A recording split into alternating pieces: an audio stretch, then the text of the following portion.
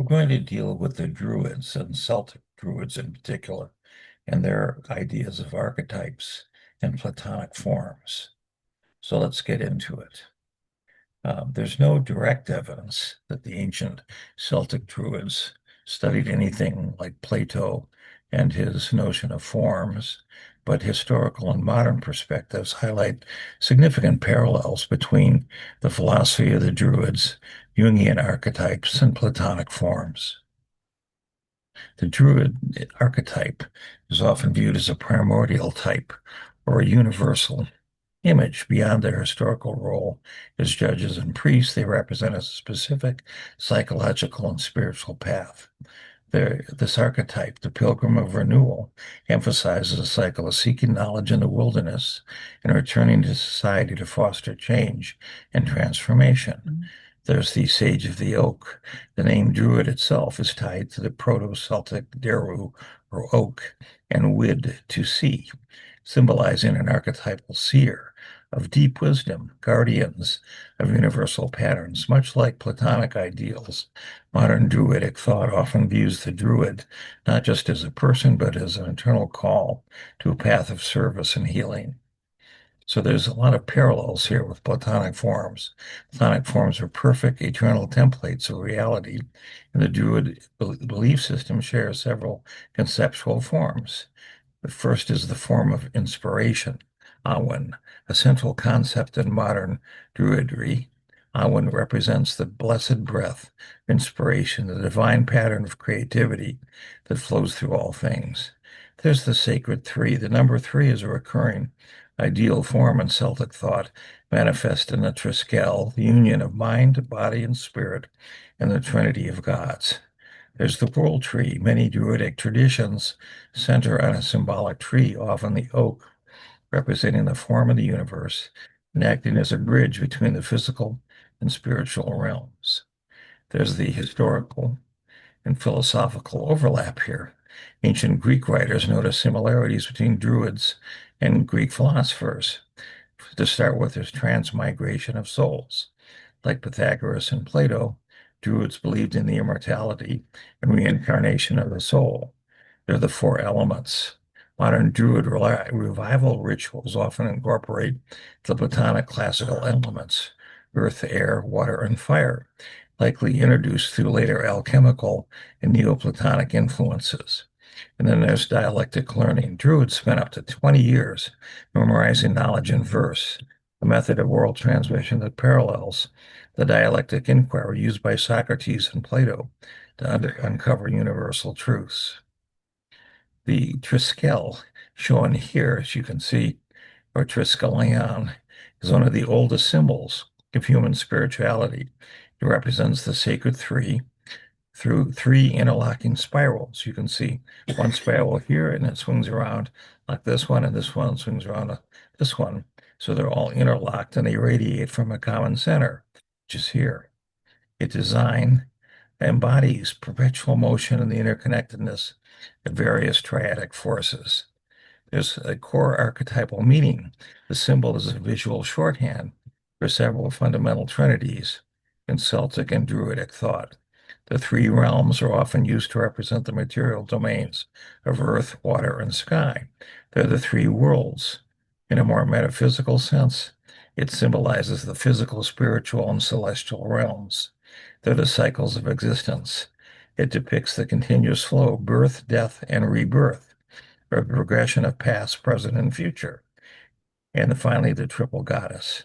For many, it represents the feminine stages of maiden, mother, and crone.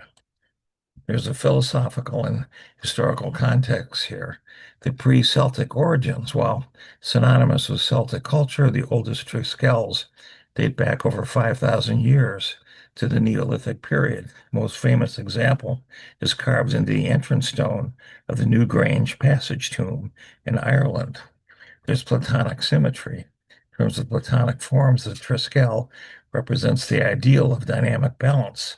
Unlike a static triangle, its spiraling legs suggest that order is found only through constant movement and evolution. There's the Druidic talisman. Among the Druids, it was a sacred symbol of learning and wisdom. was believed to have protective properties, often appearing on weapons and shields to invoke strength and resilience. And there's a modern legacy. Today, the symbol remains a powerful portal in spiritual practices like meditation and yoga, used to focus the mind on personal growth and the ever-changing nature of existence. There's other archetypes besides this, though. In Druidic and Celtic philosophy, symbols like the Awen, which is shown here, the symbol, and the tree of life, shown here, function as ideal forms, eternal blueprints that organize the chaotic physical world into a meaningful, balanced structure. The Awen is the primary symbol of modern Druidism, and it represents the flowing spirit or divine inspiration. It aligns with archetypal patterns through its triadic structure, consisting of 3 rays of light descending from 3 points. Here's the 3 points, and here's the 3 rays of light. We have the union of opposites. Archetypically, the 2 outer rays represent opposing forces such as masculine, feminine, while the central ray represents the point of balance or harmony between them. We have the 3 foundations. It's often linked to Platonic style ideals of love, wisdom, and truth. It's also a gateway to truth. Much like Plato's allegory of the cave, the Awen represents a shift from shadow to light. It is the spark of illumination that allows an individual to perceive the truth behind appearances. The Celtic tree of life is really a form of cosmic order.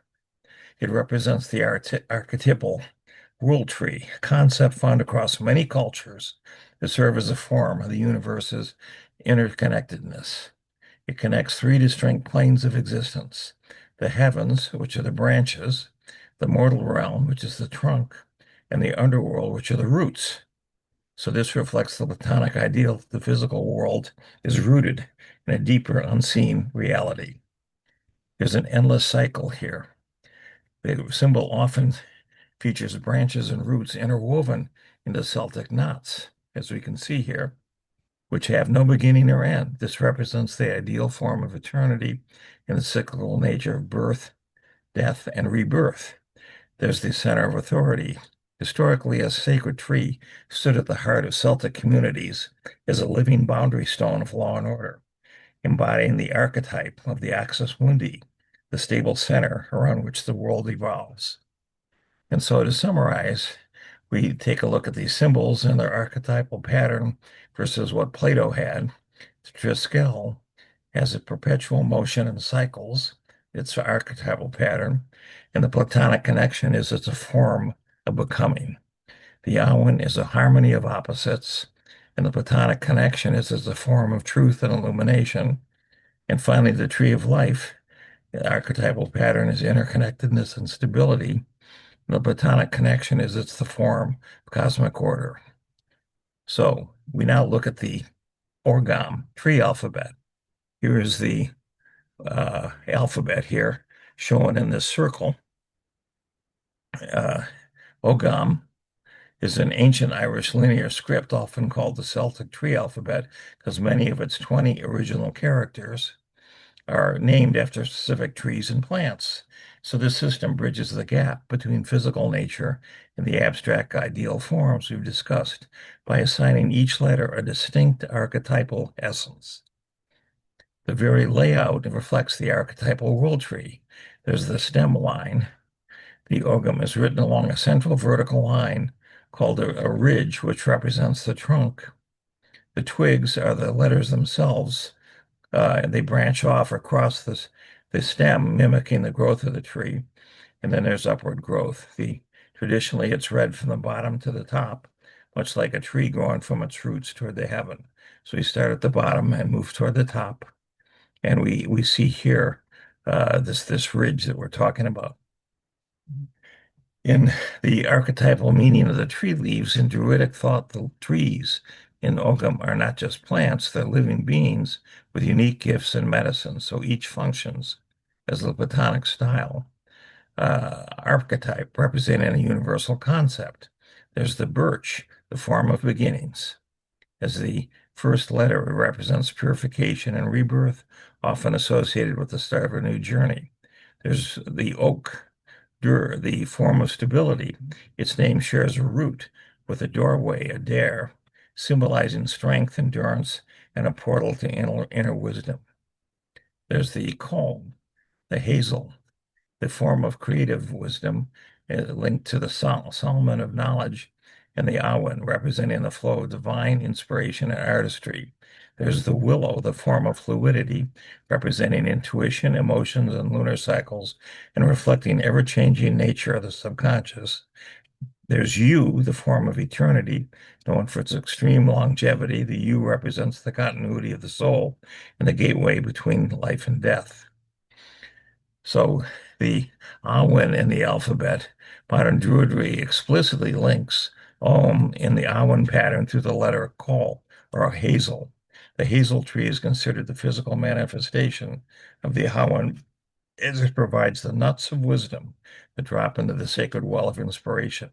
For a Druid, learning the Ogham is not just learning to write, it's an archetypal practice of ordering nature and internalizing the divine patterns of the universe. So to write an archetypal concept, you can either transliterate the letters of a modern word like strength, or more authentically use the single Ogham character that already embodies that archetype. So an example of this would be oak. In Druidry, the oak tree is the ultimate archetype. Instead of spelling out strength, you can represent the concept with a single dedicated mark, two horizontal lines extended to the left of the vertical stem, and then the archetype represents a doorway to inner power and stable authority. So let's summarize all this. We have archetypes in the Ogham letter, the archetypal concept. We have new beginnings. The Ogham letter is birch. How to write it is one horizontal stroke to the right. We have wisdom and inspiration for a concept. The Ogham letter is hazel. We have four horizontal strokes to the left. We have archetypal concept of intuition and healing, which is the willow.